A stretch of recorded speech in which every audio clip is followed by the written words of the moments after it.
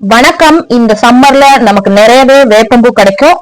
நான் கொஞ்சம் வேப்பம்பூ எடுத்து நிழல்ல ஒரு 2 நாள் வச்சிருந்தேன். நல்லாவே ட்ரை ஆயிடுச்சு. இப்போ அந்த வேப்பம்பூவை பயன்படுத்தி நம்ம வேப்பம்பூ ரசம் பண்ணலாம் வாங்க. இப்போ ரசத்துக்கு தேவையான பொருட்கள் பார்க்கலாம். பூண்டு ஒரு 4-5 அண்ட் வேப்பம்பூ, மிளகு சீரகம், கருவேப்பிலை, 2 தக்காளி, ஒரு பச்சை மிளகாய், 2 வரமிளகாய். இதுதான் ரசத்துக்கு தேவையான பொருட்கள். இப்ப நம்ம மிக்சில தக்காளி எடுத்துக்கிட்டேன், மிளகு சீரகம், பூண்டு, இது மூணையும் நம்ம கொரகொரப்பா மிக்சில ஆட்டி எடுத்து தனியா வச்சுக்கலாம். இப்போ கடாயில எண்ணெய் ஊத்துனதுக்கு அப்புறம் கடுகு உளுந்து போட்டதுக்கு அப்புறம் வரமிளகாய் சேர்த்துக்கலாம். அது நல்லா ஃப்ரை ஆனதுக்கு அப்புறம் பெருங்காயத்தூள் சேர்த்துக்கலாம்.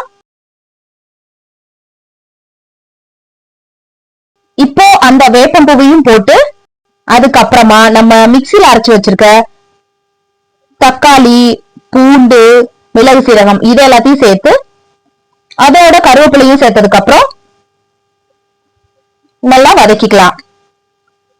இப்ப தேவையான அளவு மஞ்சத்தூள் அண்ட் உப்பும் சேர்த்துக்கோங்க.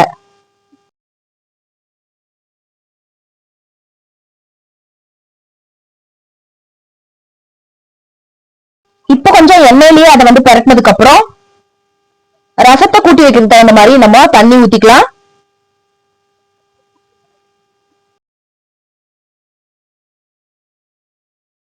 ரசத்துக்கு தேவையான அளவு நம்ம புளி ஊற வச்சு தனியா அதையும் எடுத்து வச்சுக்கலாம்.